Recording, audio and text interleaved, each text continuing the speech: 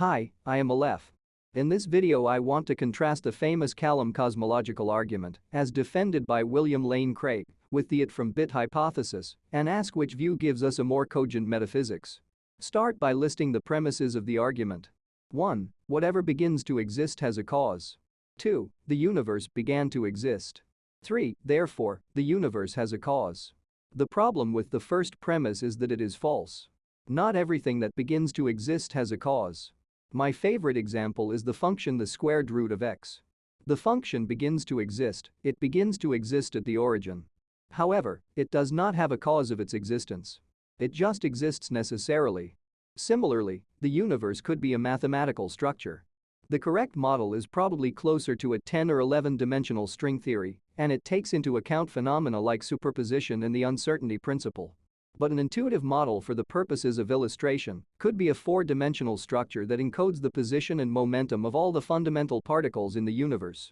If you have trouble imagining a 4-dimensional structure, just imagine a 3-dimensional space such as this one where we represent fundamental particles as spheres in the 3-dimensional space and say that the radius of the spheres encodes what fundamental particle they represent. So for example, the 3 particles on the illustration could be an up quark, an electron and a photon, and other fundamental particles would be spheres with different radii. Now simply imagine a 1-dimensional number line and assign each point in the line to a 3-dimensional space like in the illustration. This is how you visualize a 4-dimensional object. If we call this number line time, we can have a mathematical object that encodes all the information about the state and history of our simplified universe. We can further postulate that this mathematical object is a state transition system that has a tractable state transition function and try to compress the information contained in it down to its theoretical Kolmogorov complexity, that is to say, the size of the smallest computer program that can give rise to the state transition system. What that would look like is an initial state and a transition function that describes how the system evolves along the t-axis. For example, our best attempt at a transition function right now is the standard model equation, which you can see here. But you could also imagine using different transition functions in different contexts. For example, if your roommate is having tea at 6 p.m., you can infer he boiled some water at a time before 6 because you know something about the inverse of the more intuitive transition function that led to said state. Let us use these insights to formalize the first premise of the Kalam cosmological argument that whatever begins to exist has a cause. In the context of the universe, understood as a formally defined state transition system, we can rephrase the premise as: if the transition function we are using is invertible, any piece of information, I, about the state of the universe at t that is not true of any t prime less than t gives you some information, I star, about some t star less than t, such that if I star were false, I would also be false. So for example, if we are given the piece of information William Lane Craig began to exist on the 23rd of August of 1949, then we can infer based on the inverse transition function, in this case the laws of biology, information about previous states of the universe such that if that information were false, William Lane Craig would not have begun to exist. In this case we can infer things like the fact that William Lane Craig's parents probably conceived him about 9 months prior to that. Now take the second premise that the universe began to exist. This is to say there is some t such that the universe exists at t, and there is no t prime less than t where the universe exists.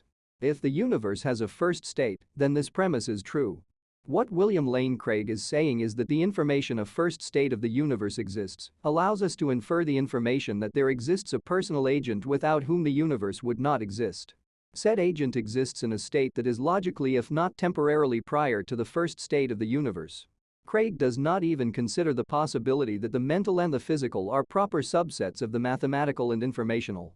If the physical, material and mental are all ultimately mathematical, then saying the first state of the universe implies a mind behind it is like saying that knowing that the first state of the square root of x function is 0, 0 requires a mind behind it. Clearly in the case of the square root of x there is no mind required behind it. The function the square root of x emerges from the axioms of set theory. In a previous video I showed how set theory and logic emerge definitionally from one another, and that once you have said system you can define all sorts of mathematical objects, including the square root of x, and including the universe. So if the universe is a mathematical object, like other mathematical objects it arises from the logic and set theory duality, not from an infinite mind. If this view is accurate, then causation can just be understood in terms of state transition system and its transition function. The universe would be a state transition system, and its first state would not need a cause. If we ask for further explanation, we say that this and all other state transition systems, including other universes, computational systems and personal minds, are defined in terms of the logic and set theory duality. I encourage you to further investigate the it from bit hypothesis. I will give you links about it in the description. I would also like to hear what William Lane Craig thinks of this view, as I have never seen him address these objections. Please help this video reach him by liking, subscribing and sharing. And donate crypto so I can keep making these videos.